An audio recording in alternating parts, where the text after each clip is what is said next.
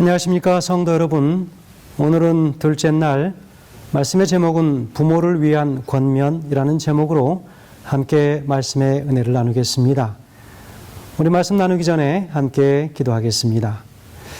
사랑의 아버지 하나님, 사도 바울을 통하여 주신 귀한 권면의 말씀, 오늘은 특별히 부모들을 향하여 주시는 권면의 말씀이오니 아버지 하나님, 부모된 우리가 다 이 말씀을 통하여 사랑하는 자녀들에게 예수 그리스도를 바로 알 수 있도록, 예수 그리스도의 사랑이 듬뿍 우리 자녀들에게 입혀질 수 있도록 인도하여 주시기를 예수님의 귀하신 이름으로 간절히 기도합니다.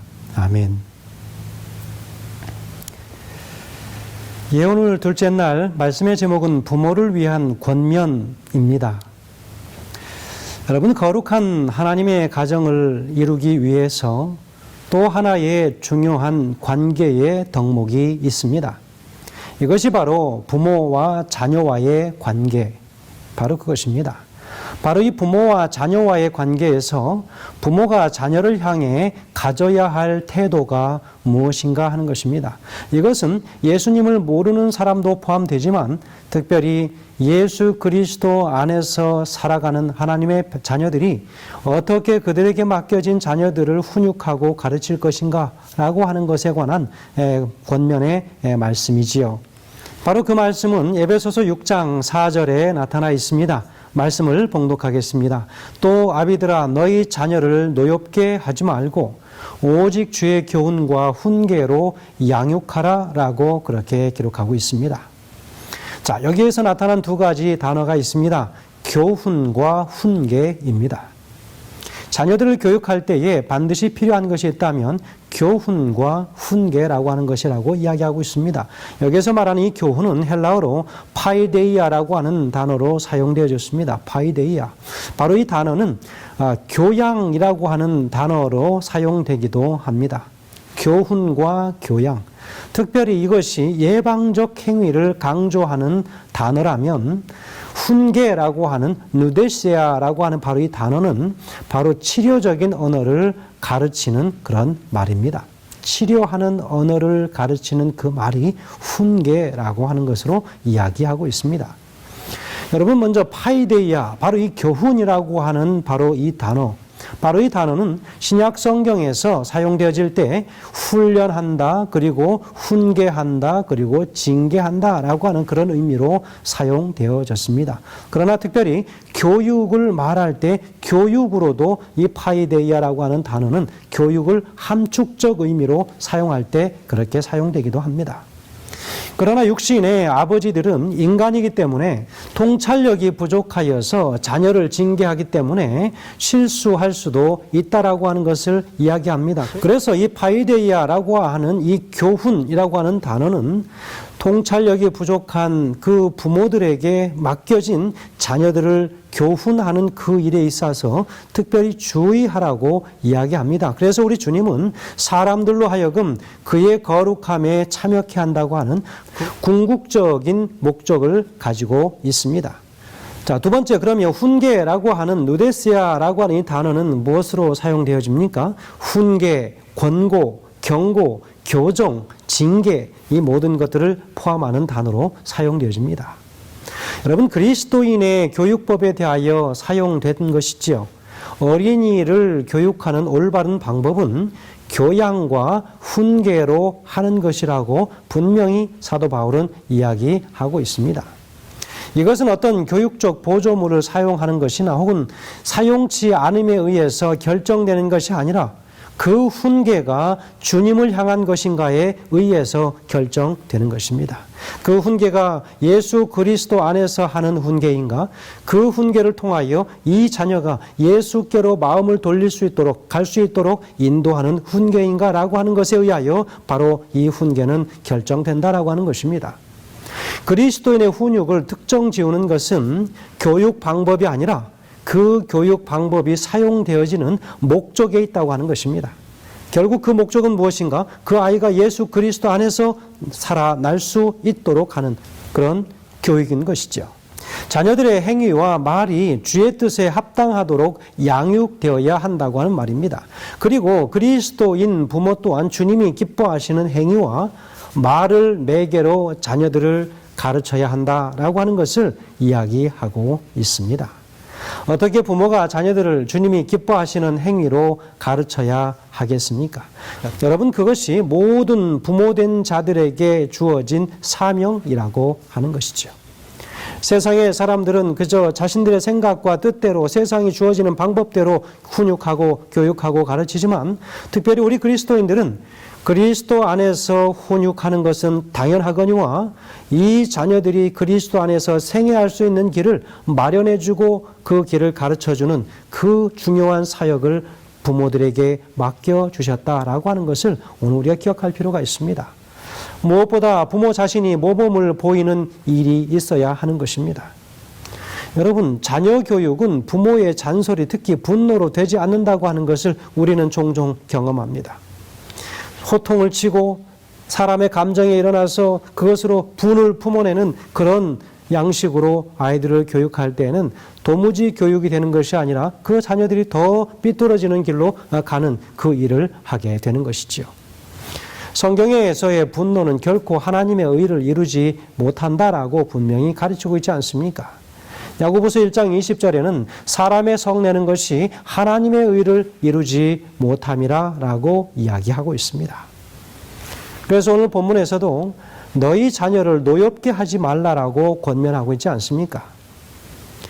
자녀는 부모의 말을 듣고 배우는 것이 아니라 부모의 행동을 보고 배우는 것입니다. 이것이 현대 교육에서 역할 모델이라고 말하지요. 혹은 모델링이라고 이야기하고 있습니다. 우리말에는 흔히 그런 말이 있지 않습니까? 자녀는 부모의 뒷꼭지를 바라보고 배운다라고 하는 그런 이야기가 있습니다. 결국은 부모가 어떻게 자녀들 앞에 모본을 보이며 살아가느냐라고 하는 그것을 말하고자 함입니다. 부모들이 하는 대로 그대로 그것을 배우는 것입니다. 여러분, 저는 제 자녀들을 통하여 나타나는 제 못된 여러 삶의 습성들이 보여질 때 깜짝깜짝 놀라는 것입니다. 그토록 제가 스스로 그것을 감추려고 노력했었던 그것들이 언젠가는 드러나서 그 자녀들에게 다 보여졌고, 이미 자녀들은 그것을 인하여 이미 다 교육되어져서 이미 그들의 삶 속에 녹아져 있다고 하는 것입니다. 그 죄된 습성들이 그대로 자녀들에게 대물림되어졌을 때 그 모습을 바라보는 저의 마음은 참으로 마음이 아팠던 것이지요. 그래서 부모들이 먼저 성경의 가치관, 다시 말하면 주의 교훈과 훈계를 온전히 우리 자신의 내면화시키는 것입니다. 내 품성 속에 녹여내는 것입니다. 그래서 내면화시켜서 그런 가치관을 자녀들이 보고 따르게 할 수 있어야 하는 것입니다. 화이트 부인이 기록한 원고 31페이지 1901년에 기록한 글에는 이렇게 이야기하고 있습니다. 설교보다 더 큰 능력이라고 하는 제목에 부모들이요, 하나님이 그대들에게 바라보시는 것은 그대들의 가정을 하늘에 있는 가정의 표본이 되게 하는 것이다. 자녀들을 잘 보호하라. 그들에게 부드럽고 친절하게 하라. 아버지와 어머니와 자녀들은 사랑의 황금사슬로 연결되어야 한다. 잘 정돈되고 잘 훈련된 한 가정은 세상에 있는 모든 설교보다 기독교의 능력을 나타내는 데에 더욱 큰 힘이 있다. 자녀들이 부모들을 어떻게 모방하는가를 실제로 깨달으면 부모들은 모든 말과 행동을 삼가할 것이다 라고 이야기하고 있습니다. 성도 여러분, 부모와 자녀의 관계는 황금사슬로 연결되어 있어야 된다라고 권면하고 있지 않습니까? 여러분, 우리는 과연 내 자녀들, 하나님께서 우리에게 사랑의 선물로 허락하신 자녀들을 그들과 어떤 사슬로 연결되어져 있습니까? 이것은 관계를 말하는 것입니다. 정말 친밀하고 예수님의 사랑을 마음껏 서로 나눌 수 있는 그런 관계이십니까? 아니면 그런 관계가 되지 못하는 것입니까? 바울 당시에도 아버지에게 자녀의 모든 생사 여탈권이 있었던 그런 시대라고 이야기합니다. 대부분의 시대의 풍조는 아버지는 아주 엄하게 자녀들을 대했죠. 그러나 사도 바울은 시대를 거스르는 권면을 하고 있는데요. 에베소서 6장 4절에 자녀를 노엽게 하지 말라고 하는 이 명령에 이어서 주의 교훈과 훈계로 양육하라 그렇게 이야기하고 있습니다. 친절과 사랑으로 자녀들을 대하고 주의 교훈과 훈계로 양육할 것을 이야기합니다. 여러분, 우리가 자녀들에게 훈계하고 교훈하는 모든 것들이 우리 인생에서 나오는 것이 아닌 우리 예수 그리스도의 온전하신 삶의 모본과 그분의 말씀을 따라서 자녀들을 가르치라고 오늘 사도 바울은 명령하고 있습니다. 바울은 가족 관계를 통해서 그리스도인들은 어떻게 다른지를 보여주고 있습니다. 자신의 권력을 함부로 남용하지 말라고 하는 것이고 분명하게 제안하고 있습니다. 노를 바라며 말하던 교훈과 훈계에서 사랑으로 교훈과 훈계를 말할 것을 권면하고 있습니다. 성도 여러분, 교회나 가정에서 반드시 기억해야 할 것은 그리스도인 아버지들에게 힘의 사용에 대해서 다시 생각해 볼 것을 권유하고 있습니다.